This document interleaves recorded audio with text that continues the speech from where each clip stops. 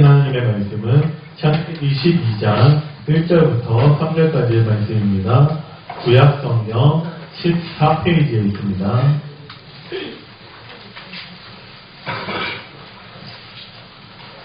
창세기 12장 1절부터 3절까지의 말씀, 우리 천천히 한 목소리로 합독하겠습니다. 시작.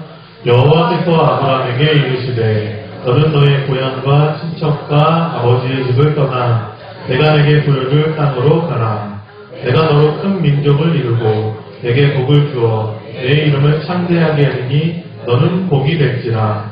너를 축복하는 자에게는 내가 복을 내리고 너를 저주하는 자에게는 내가 저주하리니 땅의 모든 족속이 너로 말미암아 복을 얻을 것이라 하신지라.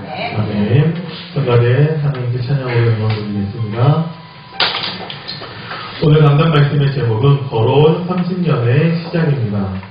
걸어온 30년이라고 하면은 누가 봐도 지난 30년의 시간을 말하겠죠. 우리 다락방의 역사를 30년 정도로 얘기를 하고 있습니다. 한 전도자가 신학교를 졸업을 하는데 같은 졸업 동기가 500명에서 600명 정도 됐다라고 해요. 그 당시는 신학생이 그렇게 많았나 봐요. 제가 신학교를 졸업할 때는 그 10분의 1 정도밖에 안 됐거든요. 점점 신학생도 줄고 있고 목회자도 줄고 있고 교회도 줄고 있고 하는 그런 시대가 되었습니다.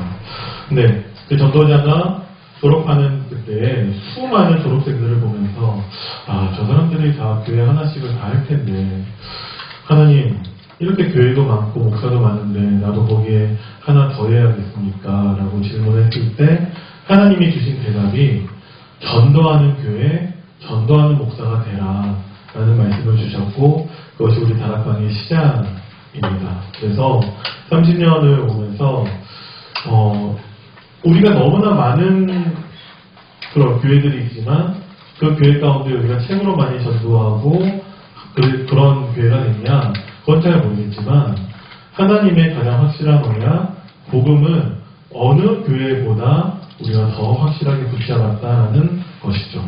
그래서 걸어온 30년의 시작이라고 했을 때 받은 응답을 한번 우리가 확인을 해봐야겠는데 응답이라는 것은 우리가 하나님께로부터 받은 언약이 가장 확실한 응답이라는 것이죠.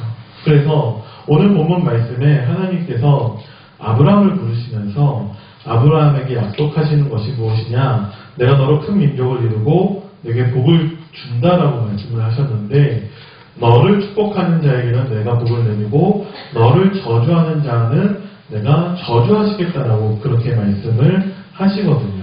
그런데 아브라함은 하나님도 아니고 아브라함은 그리스도가 아니다라는 거죠. 그래서 아브라함도 누구에게나 다 있는 원죄가 있고 근본 문제가 있다는 거예요. 그런 아브라함에게 그 아브라함을 축복하는 자를 축복하고 저주하는 자를 무조건 저주하는 것은 맞지 않다는 거죠.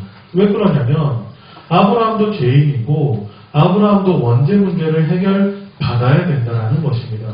하지만 아브라함에게 이 축복을 주실 수 있었던 근본적인 이유는 무엇이냐면 하나님께서 인간을 창조하실 때 하나님과 함께하도록 창조하셨다는 거죠. 그런데 어느 순간에 사단이라는 존재가 인간을 속에서 하나님을 떠나게 만들었고 성경은 그것을 죄라고 말하고 있다는 거죠. 인간 스스로는 이 문제를 해결할 수 없기 때문에 하나님께서 이 문제를 해결하시겠다라고 그리스도를 보내주신다는 약속을 하셨습니다.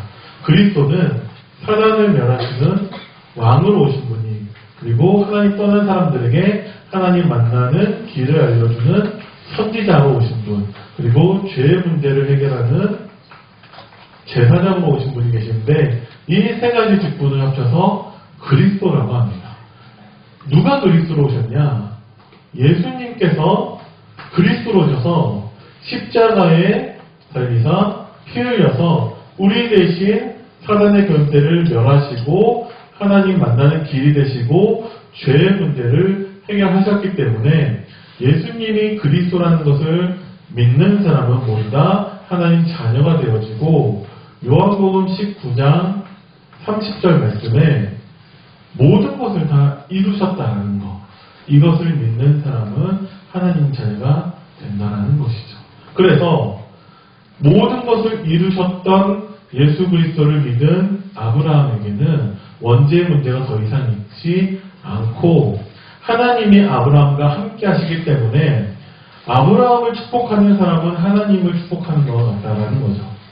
아브라함을 저주하는 사람은 하나님을 저주한 것과 마찬가지이기 때문에 하나님은 아브라함을 축복하는 사람에게 당연히 하나님이 축복하시고 아브라함을 저주하는 사람에게 하나님을 저주한 것과 마찬가지이기 때문에 하나님은 그 사람을 저주하신다는 것입니다. 이것이 언약이라는 거예요. 이 언약을 가진 자는 누구든지 다 승리했다는 것입니다.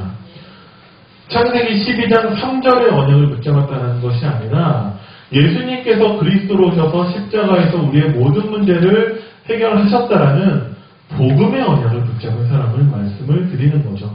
그래서 록펠러라는 사람은 그 전기를 읽어보면은 이 사람이 착한 사람이라고 할 수는 없어요. 그 돈을 벌었던 방법들이 굉장히 악랄하다는 거죠. 그런데 록펠러가 언약을 붙잡았다는 것은 내가 돈을 벌어야 되는 확실한 목적을 붙잡았다는 것 같다는 거죠. 그래서 방법은 상관없이 록펠러는 그 벌어들인 돈을 가지고 미국에만 교회를 2,000개 이상을 만들었고 대학만 24개를 만들었다는 거예요. 하나님은 이것을 기뻐하셨고 록펠러를 축복하셨다는 거죠. 링컨은 지금도 투표 같은 거를 하면은 여전히 미국 역사상 최고 훌륭한 대통령으로 뽑히고 있는데 링컨은 흑인 노예 해방 운동을 했었죠. 갈라디아서 3장 28절 언약을 붙잡고서 링컨은 다른 사람들 모두가 다 권력을 위해서 성공하기 위해서 대통령이 되고 싶어 했는데 왜 정치를 하는가, 왜 대통령이 되어야 하는가라는 확실한 목적을 붙잡았다는 거죠. 하나님께로부터의 그 언약을 붙잡고 해답을 찾았다는 것입니다. 지금도 이스라엘 역사상 최고 왕이라고 뽑히는 다윗은 왕이 되고 나서 무엇을 했냐? 하나님의 성전 건축의 모든 준비를 다 마쳤다라는 거죠. 다들 그 권력을 누리기 위해서 많은 사람들 위해 군림하고자 왕이 되길 원하지만 다윗은 다른 이유가 있었다는 것이죠. 그러면 하나님께서 우리 그 안디옥 교회에서도 하나님이 똑같은 복음을 주셨고 똑같은 언약을 주셨다는 거예요. 특별히 2020년도에는 로마도 보아야 하리라라고 우리에게 언약을 주셨습니다. 그러면 우리가 바라봐야 하는 그 로마는 무엇이겠냐라는 거죠. 로마는 저 강대국, 우리가 바라봤을 때 너무 훌륭하고 대단한 그 세상을 얘기하는 것이 아니다라는 거예요. 로마는 무엇이냐? 사단에게 정복되어서 여전히 사단의 종노릇하고 있는 모든 세상을 말하고 있습니다. 그 사람들은 하나님을 떠났기 때문에 그 마음과 정신과 영혼에 병이 있다는 거죠. 그것을 치유할 수 있는 해답을 오직 우리에게만 주셨기 때문에 하나님은 우리더러 로마를 바라보라고 하고 있다는 거예요. 대단해 보이고 굉장히 화려해 보이지만 그들은 결국 실패할 수밖에 없기 때문에 그들을 살릴 수 있는 답을 가진 우리에게 하나님은 로마도 보라고 말씀하고 계시다라는 거죠. 그래서 아무것도 없었던 사도 바울이 이 복음 하나, 이 언약 하나를 붙잡았기 때문에 그 바울로부터 시작된 그 초대교회와 안디옥 교회와 그 많은 사도들과 제자들의 그 헌신으로 말미암아 로마가 313년 만에 복음화되었다는 것이죠. 그러면 우리도 너무나 연약하고 부족하고 시골의 작은 교회일 뿐이지만 수도 적고 우리는 별로 돈도 많이 없어요. 하지만 하나님의 확실한 언약만 붙잡는다면 성경에 있었고 교회사에 있었고 여러 가지 역사가 증거해주는 그 동일한 응답을 우리가 받아 누릴 수 있다라는 것이죠. 그래서 걸어온 30년이라는 것은 하나님께서 모든 성경과 교회사와 우리가 알고 있는 그 믿음의 사람들에게 있었던 언약 붙잡은 자들의 승리를 우리가 언약으로 붙잡기를 바란다라는 거죠. 그 시작이라는 것은 이 받은 응답을 또한 우리도 전달해야 된다는 것입니다. 그 언약의 여정 속에 하나님께서 우리를 인도하신 줄을 믿습니다. 그래서 본론으로서는 하나님께서 이 축복을 주실 수밖에 없는 그 이유에 대해서 말씀을 주셨는데, 첫 번째로 본토 친척 아비집을 떠나라고 말씀을 하셨습니다. 이것은 사단과 운명에서 완전히 해방되라고 말씀을 하신 거죠. 다시 얘기하면은 사단에게서, 우리의 운명에게서 빠져나올 수 있는 그리스도의 십자가 보혈 그 복음의 언약을 붙잡으라고 말씀하시는 것입니다. 사단에게서 완전히 해방되라는 것은 사단이 처음 에덴 동산에서부터 우리 인간을 속였다라는 것이죠. 그래서 하나님을 떠나게 만들었는데, 사단은 물론 예수님께서 십자가에 못 박혀 죽으심과 부활하심으로 사단의 머리는 완전히 박살났죠. 하지만 우리가 아직 천국에 이른 것은 아니다라는 거예요. 이미 구원받았지만 아직 천국은 아니기 때문에 우리에게 여러 가지 문제가 그대로 남아있다라는 거. 사단은 그 권세가 완전히 박살났지만 여전히 활동하고 있다는 거예요. 어떤 활동을 하고 있냐? 나와 내 가정과 교회 여기에서 우리를 여전히 속여서 하나님을 떠나게 만든다라는 거죠. 하나님을 떠난 사람의 대표적인 특징은 내가 주인으로 살고 있다는 것입니다. 그래서 내가 가진 것을 내 마음대로 다 하고 있다는 거예요. 시간도 내 마음대로, 내가 가지고 있는 물질도 내 마음대로 사용하고 있는데, 그랬을 때 너무나 행복하면 좋겠지만 그것으로 행복할 수가 없다라는 것이죠. 왜 그러냐? 네피림 사건을 통해서 사단은 우리를 속이고 있는데, 네피림 사건 창세기 6장 1절 말씀을 보면은 사람이 땅 위에서 번성하고 있다는 거예요. 내가 중심이 되어서 내 마음대로 살면서 번성하고 있을 그때에 우리가 가장 조심해야 되는데, 사단이 하나님의 아들들을 속여서 사람의 딸들의 아름다움을 보고 자기 욕심에 따라서 자기 아내들로 다 삼는다라는 거죠. 하나님이 어느 정도로 그것을 싫어하시냐? 그들은 육이라고 하셨고 내 영이 그들과 영원히 함께하지 않는다라고 하셨어요. 6장 4절 5절 말씀을 보면은 하나님이 인간을 땅 위에 창조하신 그 자체를 후회하셔가지고 실제로 노아 홍수 때 인간을 다 쓸어버리신다라는 거죠. 자, 내가 중심이 되어져서 내 마음대로 사는 것이 잠깐은 잘 되는 것처럼 보인다 할지라도 결국은 멸망할 수밖에 없다라는 것입니다. 그런데 여전히 내가 중심이 되어서 많은 물질을 가지려고 노력하고 성공하기 위해서 많이 노력하고 있는 모습들을 지금도 너무 쉽게 우리가 볼 수 있다라는 거예요. 자, 어떤 사람이 배가 고파서 눈에 보이는 아무거나 다 먹고 있다라고 했을 때 그것이 정확하게 무엇인지 우리가 알고 있다면 아무거나 막 먹고 있는 사람을 우리가 부럽게 쳐다보겠냐라는 거죠. 그 사람이 먹고 있는 것이 산에서 나는 독버섯 같은 거라면 그것을 배부르게 막 먹고 있는 그 사람을 보면서 부러워할 사람은 없을 거예요. 안타깝게 여기고 불쌍히 여기는 것이지.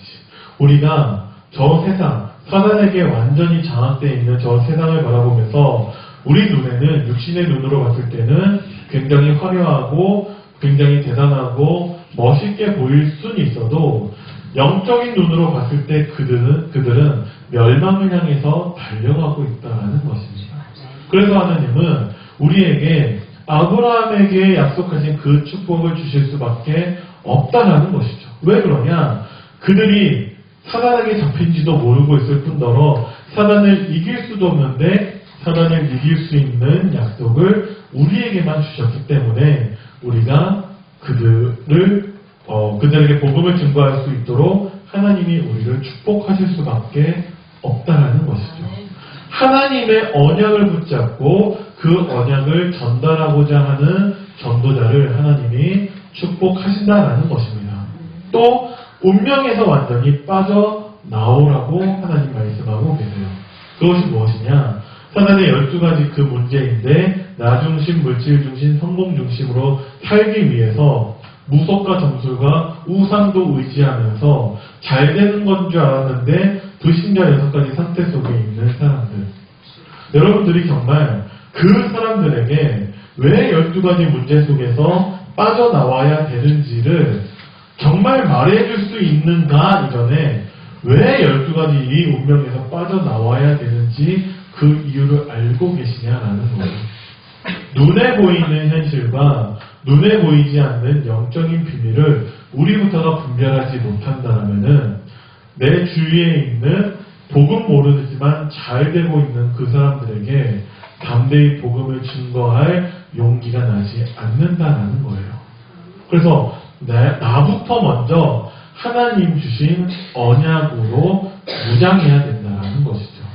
비록 지금 당장의 결과로서는 복음 없는 저 사람이 잘 되고 있는 것처럼 보이지만 결국은 저 사람은 멸망할 수밖에 없고 우리는 그 사람들을 멸망에서 건질 유일한 해답이 있다라는 것입니다.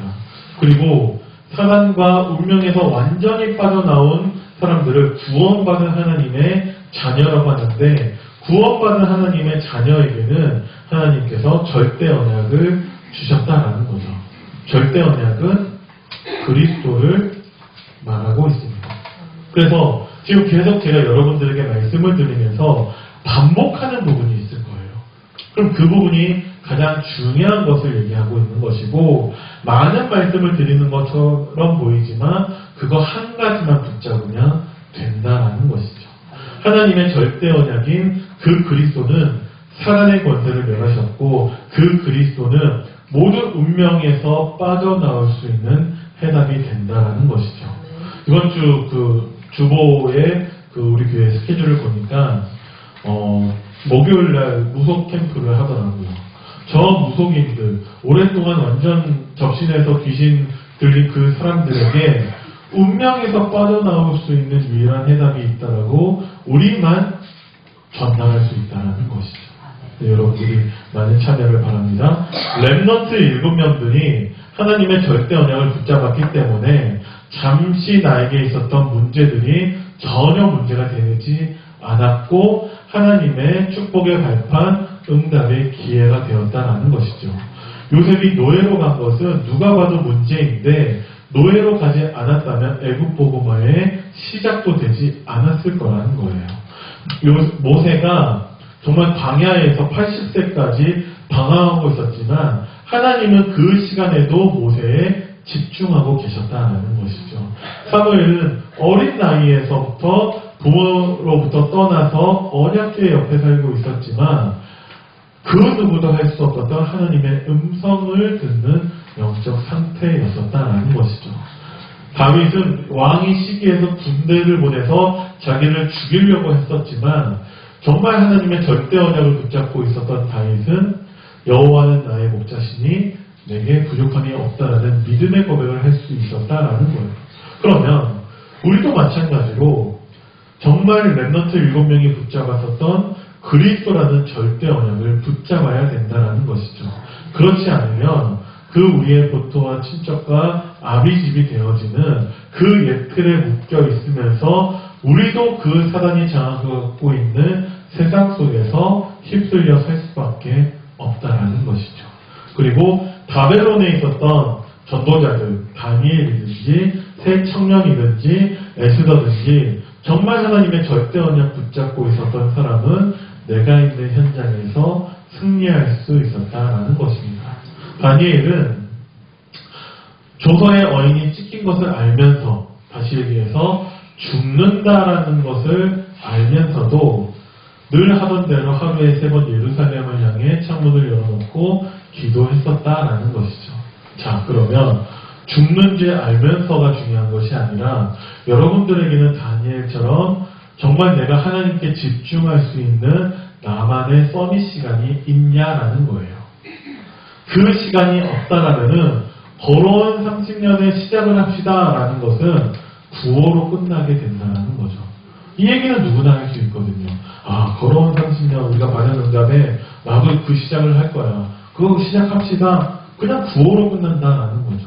그러면 진짜 걸어온 30년에 그 받은 응답, 하나님 나에게 주신 그 절대 언약을 나의 것으로 만들 수 있는 다니엘이 하루 3번 예루살렘을 향해서 기도했었던 거와 같은 나만의 서밋 시간이 있냐라는 것이죠.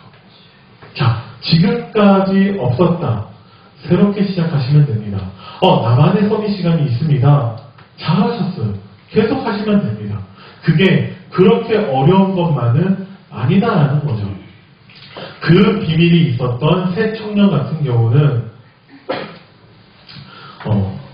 풀목볼에 던질 것을 알면서도 왕이 마지막으로 회유를 하고 있는 가운데 왕이요, 우리에게 더 이상 그거에 대해서 말씀하실 필요가 없다고, 하나님이 살아계시면 우리를 건져주실 거라고, 그리 아니하실지라도 우리는 저 신상에 절할 수 없다라고 고백을 합니다. 그러면 우리도 정말 절대 언약을 붙잡을 나만의 서밋 시간이 있어야 된다는 것이죠. 그리고 에스더는 내가 왕 앞에 나아갈 때 죽을 수 있어도 죽으면 죽으리라고 고백을 한다라는 거죠. 그리고 나서 그 모든 믿는 사람들에게 3일 동안 금식하면서 기도를 부탁하고 있다라는 것이죠. 에스더 혼자 있는 것처럼 보이지만 실제로는 모든 사람들이 하나가 되었다라는 거예요. 진짜 내가 하나님의 절대 언약을 붙잡게 된다라는 것은 나로 말미암아 정말 모든 믿는 사람들이, 결국은 교회를 얘기하겠죠. 하나님이 기뻐하시는 하나 되는 응답을 누리게 된다라는 것이죠. 그래서 아브라함부터 시작돼서 아브라함에게 주신 언약 같지만 하나님은 아브라함부터 시작해서 이스라엘 민족을 만드시고 우리에게 언약을 가진 자들의 응답의 모델을 세우신다라는 것이죠. 그러면 나도 사단에게서부터 승리하고 운명에서 벗어나고 뿐만 아니라 하나님께 구원받은 자, 하나님의 자녀의 축복을 누릴 수 있다라는 것입니다. 또 하나님 말씀하시는 것은 죄송합니다.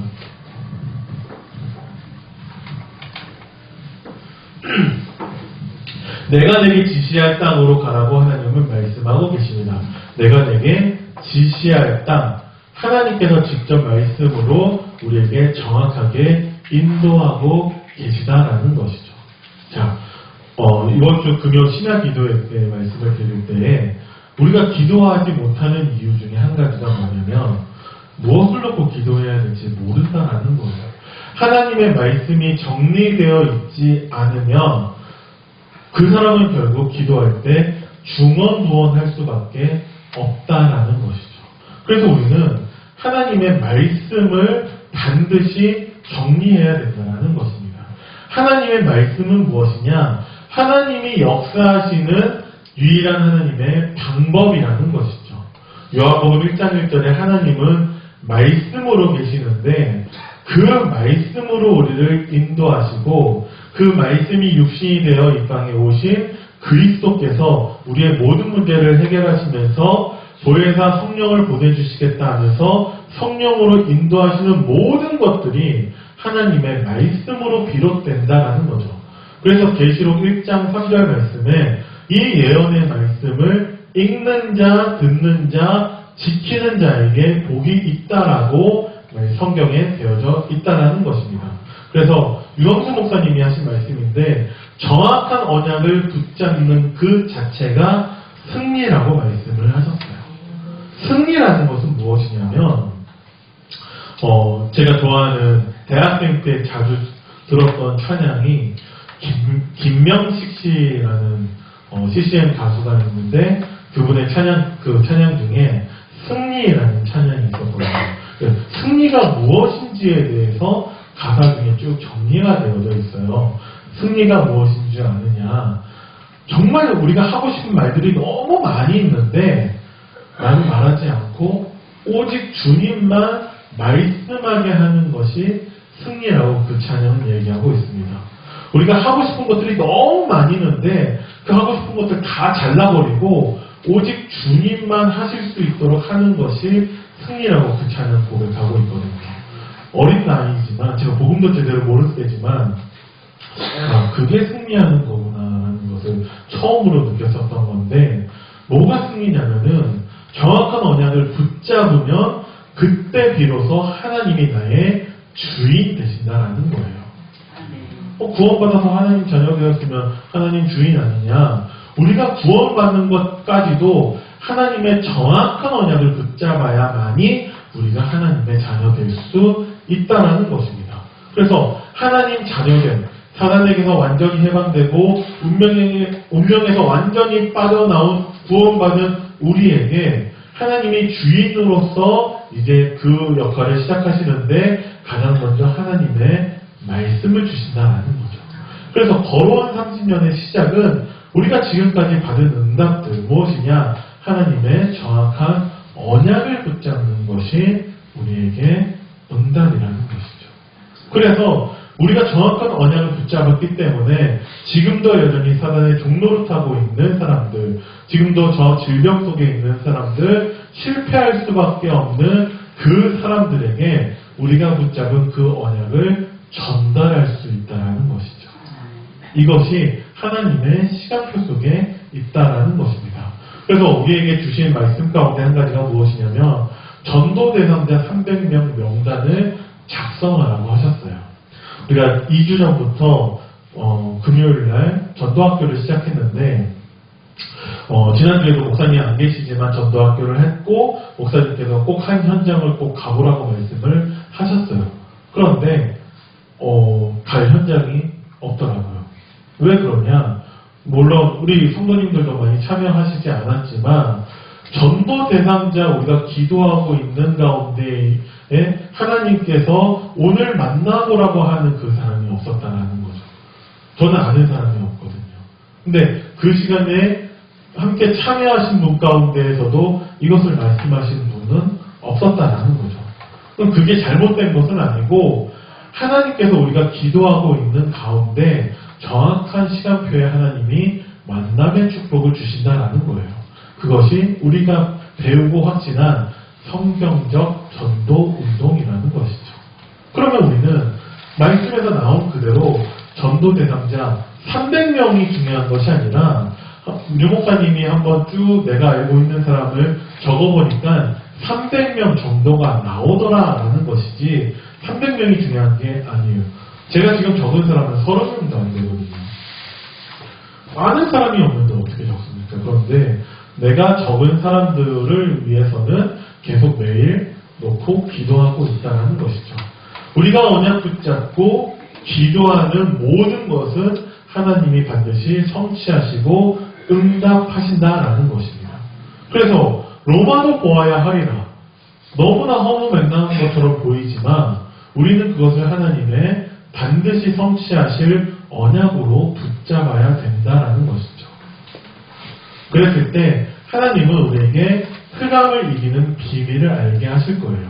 지금 주보에는 나와 있지만 사도행전 6장에 대해서 적혀 있죠. 무엇이냐? 중직자들을 중심으로 해서 하나님의 언약을 붙잡아야 된다는 것입니다. 그랬을 때 현장을 살릴 수 있는 비밀을 깨닫게 하시는데 중직자들을 중심으로 해서 교회가 언약으로 하나 될 때 비로소 현장을 살릴 수 있다는 것이죠. 그리고 하나님은 미래를 보장하시는데 선교의 시작과 함께 성령으로 인도하셔서 결국은 로마도 보아야 하리라 로마 복음화까지 하나님이 인도하신다라는 거예요. 지난주 받은 우리의 원단 메시지 가운데 로마도 보아야 하리라라고 말씀하시면서 시간표를 말씀을 하셨습니다. 시간표는 무엇이냐? 우리가 하는 것이 아니라 하나님이 하시기 때문에 시간표를 말씀할 수 있다는 거죠. 무슨 얘기냐? 내가 하지 않는다라는 거에 대해서는 그냥 정류장에서 버스를 기다리고 있는 거와 똑같다라는 거죠. 버스는 그냥 시간표가 있어요. 그래서 그냥 기다리고 있으면 된다라는 거죠. 그러면 시간표에 맞춰서 버스 기사가 버스를 가지고 올 거예요.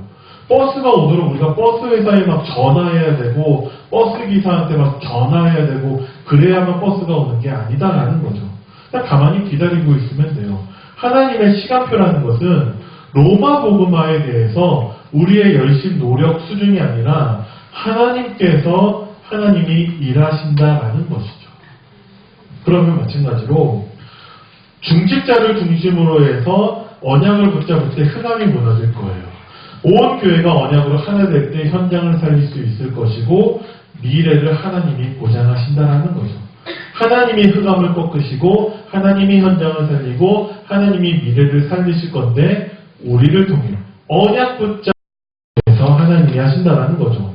그래서 너로 말미암아 모든 민족이 열방이 복을 받게 될 것이다라고 약속하고 계시다라는 것이죠. 자, 전도는 사명 이전에 양심이라고 말씀을 하셨어요. 무슨 얘기냐? 아까도 말씀드렸지만 여전히 사단에 장악되어 있는 저 사람들, 그래서 질병 속에 있고 운명에 빠져 있고 실패할 수밖에 없는 그 사람들을 진짜 우리가 볼 수 있는 영적인 눈이 있냐라는 거죠. 그 사람들에게 나보다 더 돈이 많고 나보다 더 잘 살고 나보다 더 건강하고 나보다 더 행복해 보이는 그 사람들에게 오직 십자가에서 죽으시고 부활하신 예수 그리스도가 유일한 해답됨을 전달할 수 있냐, 이전에 전달해야 되는 이유가 나에게 있냐라는 것이죠.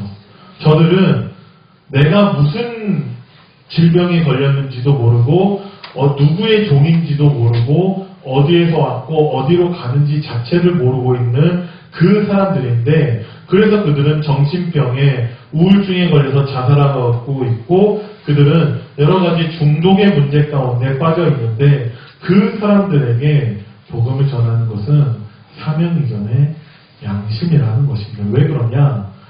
나도 이 상태에 있다가 어느 전도자를 통해서 복음을 듣게 되었고 하나님 자녀가 되었고 나에게는 그들을 살릴 수 있는 유일한 해답이 있다는 것입니다. 그리고 세계 선교에 대해서도 로마를 또 보아야 하리라 하나님이 하신다는 거예요. 우리가 언약만 붙잡았다면, 너로 말미암아라고 하셨지만 아브라함은 그냥 언약만 붙잡았는데 하나님이 아브라함을 축복하셔서 아브라함을 증인으로 세우셨다는 거예요. 마찬가지로 세계 선교도 지금 우리 목사님이 아프리카 케냐와 르완다에 가 계시지만 우리가 언제까지 나의 선교라는 것이, 목사님 선교 가실 때 선교비 조금 드리는 거, 우리가 나의 선교라는 게 언제까지 선교운동 드리는 거, 언제까지 우리의 선교라는 것이 정말 선교기 대회하면은 하루 참여하는 거, 그렇게만 할 것이냐라는 것이죠. 그럼 모든 사람이 다 목사님 따라 같이 나가야 되냐? 그건 아니지만 진짜 나의 전도가 무엇인지, 나의 선교가 무엇인지를 질문만 해도 하나님은 그 자체가 축복이라고 말씀을 하셨다라는 거죠. 근데 우리는 어쩌면은 단 한 번도 이 부분에 대해서 질문하지 않고 살고 있다는 거예요. 그러면 뭐하고 살고 있냐? 당연히 이 속에서 열심히 다른 목적들을 가지고 불신자하고 비슷하게 살고 있다는 것입니다. 자, 마지막으로 하나님께서 언약 붙잡은 아브라함에게 5가지 축복을 주셨다라고 해요. 언약적인 축복, 하나님이 아브라함에게 언약을 주셨죠. 근원적인 축복, 아브라함을 복의 근원으로 세우셨어요. 대표적인 축복, 아브라함을 하나님이 축복의 모델로 세우셨다는 거죠. 기념비적인 축복, 니시로 말미암아 후대에까지 세계복음화까지 아브라함이 믿음의 조상으로 기억되고 있다는 거죠. 불강력적인 축복, 그래서 너를 당할 자가 없을 거예요. 너를 축복하는 자에게 하나님 축복하고 아브라함을 저주하는 자에게 하나님이 저주한다라는 거죠. 자, 하나님이 아브라함에게만 주신 축복이 아니라 걸어온 30년 우리가 많은 훈련과 많은 언약을 받고 우리가 많은 전도도 하고 했지만 그것으로 끝나는 것이 아니라 이 언약을 우리 후대들에게 전달해야 된다는 거죠. 그러면 정말 우리가 확실한 하나님의 언약 붙잡았을 때 아브라함에게 주셨던 저 축복을 우리에게도 동일하게 주신다라는 거예요. 그러면 우리의 신앙생활이 너무 쉬운 거죠. 하나님이 언약도 주시고 그 언약을 하나님이 성취하시고 언약이 성취돼도 일하시는 분도 하나님이라는 거예요. 우리에게는 한 가지 하나님의 절대 언약, 그리스도의 그 언약만 붙잡으라는 거죠. 어떻게 언약을 붙잡는 것이냐?